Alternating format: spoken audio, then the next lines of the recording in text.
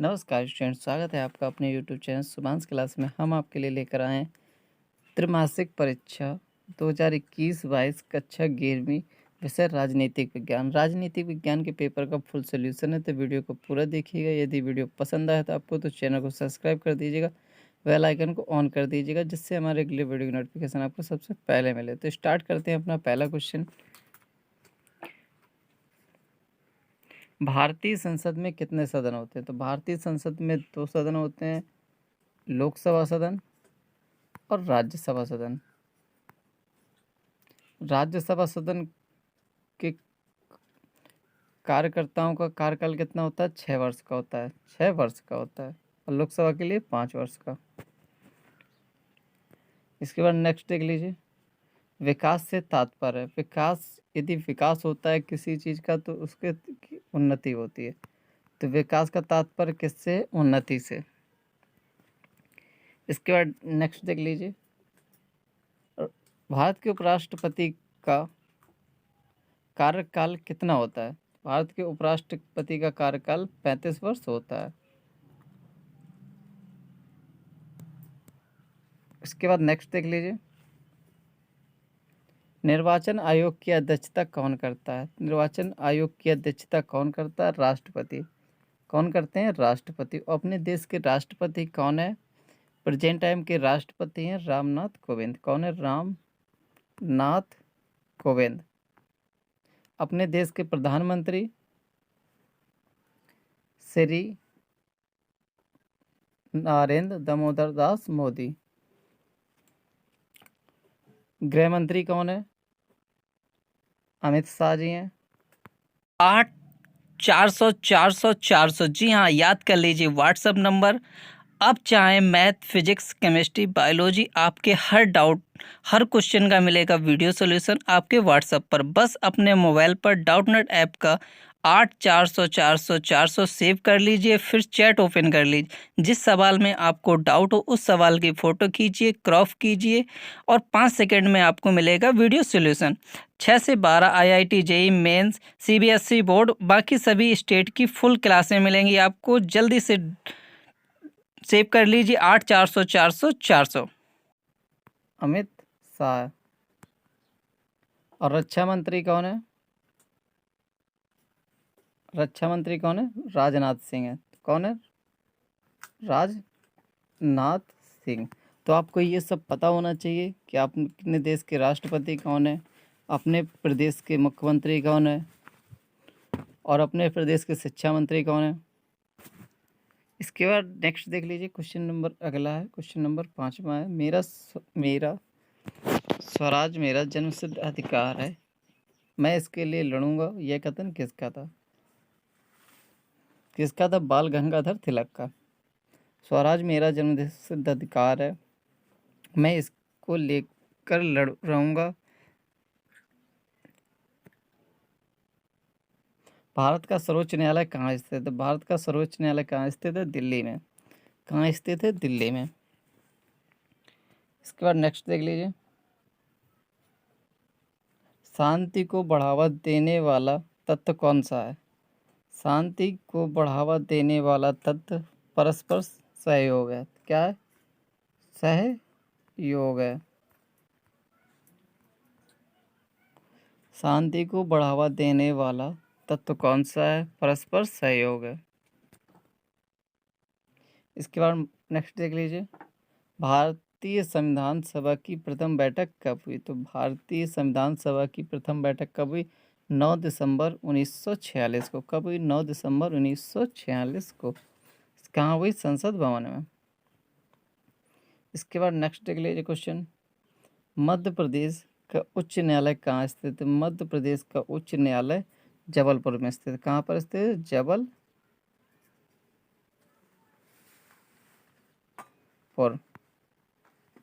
इसके बाद देख लीजिए, भारतीय संविधान कब बनकर तैयार हो गया?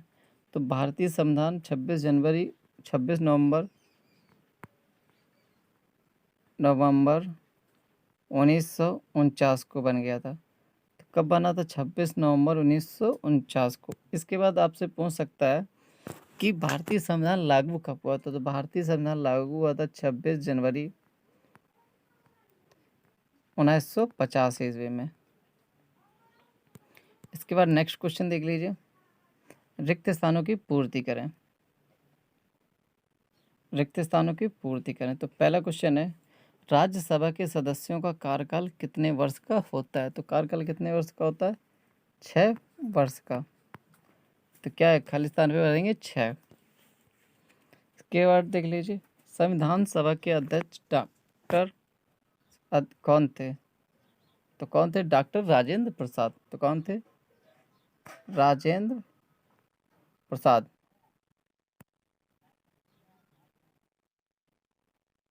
परिस्थितियां बदलने पर संविधान में उचित संशोधन करना आवश्यक है। परिस्थितियां बदलने पर संविधान में उचित संशोधन करना आवश्यक होता है। तो क्या होता है? संविधान में। इसके बाद नेक्स्ट देख लीजिए, संविधान का उद्देश्य प्रस्ताव पंडित जवाहरलाल नेहरू ने प्रस्तुत किया। संविधान का उद्देश्य प्रस्ताव खालिस्तान क्या है? पंडित जवाहरलाल नेहरू ने प्रस्तुत किया। इसके बाद नेक्स्ट क्वेश्चन देख लीजिए, मानव अधिकार दिवस प्रतिवर्ष कब मनाया जाता है? 10 दिसंबर को। मानवाधिकार दिवस प्रतिवर्ष 10 दिसंबर को मनाया जाता है। इसके बाद नेक्स्ट देख लीजिए, व्यक्ति पर बाहरी अभाव ही क्या होती है? स्वतंत्रता। व्यक्ति पर बाहरी अभाव ही स्वतंत्रता होती है। इसके बाद नेक्स्ट देख लीजिए, क्वेश्चन नंबर 7वां है, भारत में मताधिकार की न्यूनतम आयु कितनी? 18 वर्ष। कितनी? 18 वर्ष। इसके बाद नेक्स्ट देख लीजिए, खालिस्तान बढ़ेंगे, साक्षरता विकास की एक प्रमुख चुनौती है। साक्षरता विकास की एक प्रमुख चुनौती है। इसके बाद नेक्स्ट क्वेश्चन है, UNDP का पूरा नाम? तो क्या? United Nations development programme. तो इसका पूरा नाम क्या है? UNDP का यूनाइटेड नेशंस डेवलपमेंट प्रोग्राम। इसके बाद नेक्स्ट देख लीजिए, शांति का आशय। शांति का आशय किससे? शांति पूरे विश्व में अहिंसा स्थापित करने का एक माध्यम है। शांति पूरे विश्व में अहिंसा स्थापित करने का एक माध्यम है, जिसके तहत देश स्वेच्छा या शासन की एक प्रणाली के जरिए इच्छा से सहयोग करके ताकि युद्ध को रोका जा सके। संसद के दोनों सदनों के नाम लिखो, लोकसभा सदन तथा राज्यसभा सदन। संसद के दोनों सदनों के नाम लोकसभा सदन और राज्यसभा सदन। भारतीय संविधान बनने में कितना समय लगा? तो भारतीय संविधान बनने में 2 वर्ष 11 माह और 18 दिन का समय लगा। कितने दिन का समय लगा? 2 वर्ष 11 माह 18 दिन का समय लगा। इसके बाद नेक्स्ट देख लीजिए, राष्ट्र की बुनियादी पहचान क्या होती है? संविधान किसी भी राष्ट्र की बुनियादी पहचान होती है। तो बुनियादी पहचान क्या होती है? संविधान किसी भी राष्ट्र की बुनियादी पहचान होती है। इसके बाद नेक्स्ट देख लीजिए, संघ के समस्त कार्यपालिका शक्ति किसमें निहित होती है? संघ के समस्त कार्यपालिका शक्ति किसमें निहित होती है? राष्ट्रपति में। किसमें निहित होती है? राष्ट्रपति में। इसके बाद नेक्स्ट देख लीजिए, 3 से 4 अंकों वाले सभी प्रश्नों के उत्तर हम आपको बताएंगे। पहले आप प्रश्न देख लीजिए। पहला है, राज्यसभा के संगठन तथा कार्यों का वर्णन कीजिए। राज्यसभा के लिए मनोनीत सदस्य बनाए जाते हैं, जिन सदस्यों का कार्यकाल 6 वर्षों का होता है। यह लोकसभा के नीचे लोकसभा से छोटी सभा होती है। इसके बाद लोकसभा के बाद राज्यसभा आती है। तो ये राज्यसभा नगर पालिका के 4 बताए। कार्यपालिका के 4 कार्य बताइए।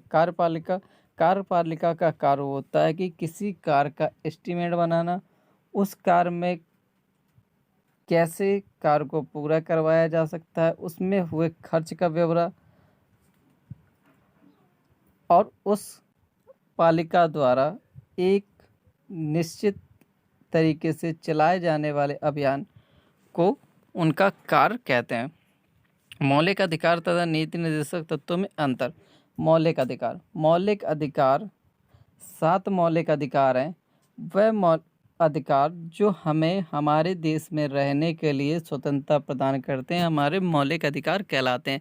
जैसे स्वतंत्रता का अधिकार, स्वतंत्र मतदान का अधिकार, स्वतंत्रता के साथ धर्म का अधिकार, स्वतंत्रता के साथ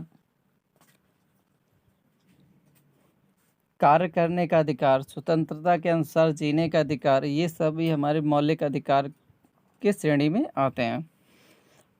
राष्ट्रपति बनने हेतु कोई 3 योग्यताएं बताओ। तो राष्ट्रपति बनने हेतु सबसे प्रमुख है कि वह भारत का नागरिक होना चाहिए, उसके पास केवल एकल नागरिकता होनी चाहिए। इसके बाद नेक्स्ट पॉइंट है, दूसरा पॉइंट, उसकी आयु 35 वर्ष से अधिक होनी चाहिए। जो राष्ट्रपति बनने योग्य हैं उनकी आयु 35 वर्ष से अधिक होनी चाहिए। नेक्स्ट पॉइंट है, राष्ट्रपति बनने के लिए उसे लोकसभा या राज्यसभा में किसी एक सभा का मनोनीत सदस्य होना अनिवार्य है। इसके बाद देख लीजिए क्वेश्चन नंबर नेक्स्ट है, मतदाता किसे कहते हैं?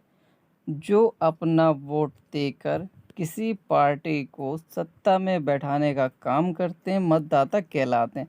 मतदाता की न्यूनतम आयु 18 वर्ष होती है। 18 वर्ष बाद वह अपने मत का प्रयोग करके अपनी मर्जी की सरकार बना सकता है, उसे मतदाता कहते हैं। कार्यपालिका का क्या अर्थ है?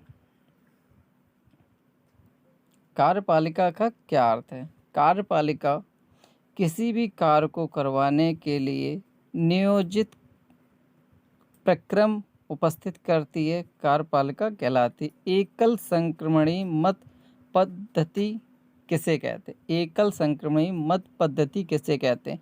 एकल संक्रमणी मत पद्धति उसे कहते हैं जो सिर्फ एक बार ही वोट डाल सकता है। सिर्फ वो एक बार में एक ही व्यक्ति को वोट डाल सकता है।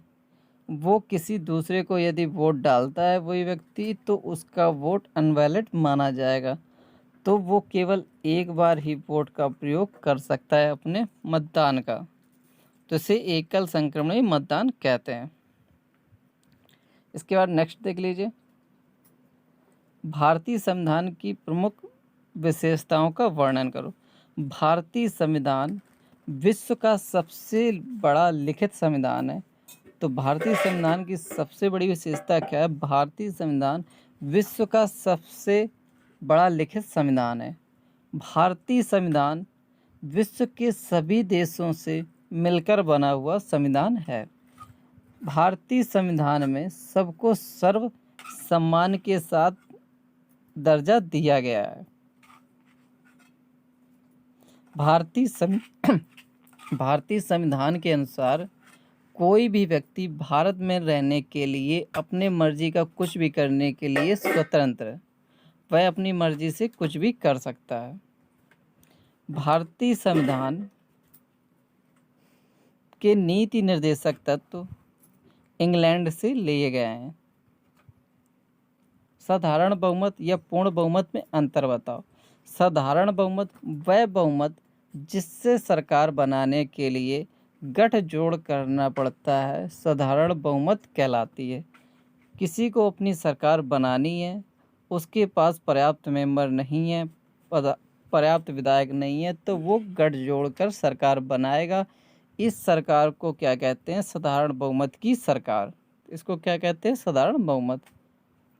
पूर्ण बहुमत जब कि कोई भी पार्टी या किसी प्रकार का कोई भी व्यक्ति अपनी पूर्ण बहुमत, जितना एक निर्धारित बहुमत निर्धारित की जाती उस बहुमत से ज़्यादा सीटें प्राप्त करता है, तो उसे कहते हैं पूर्ण बहुमत। जैसे मोदी जी की सरकार बनी थी, ये पूर्ण बहुमत की सरकार है। उत्तर प्रदेश में योगी की सरकार बनी थी, ये भी पूर्ण बहुमत की सरकार है।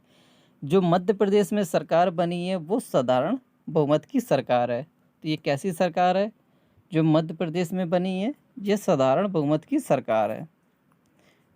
हम आशा करते हैं आपको समझ में आ रहा होगा। यदि नहीं आ रहा हो तो आप कमेंट करके बताइए आपको किसी भी क्वेश्चन में यदि कोई भी समस्या उत्पन्न हो रही हो।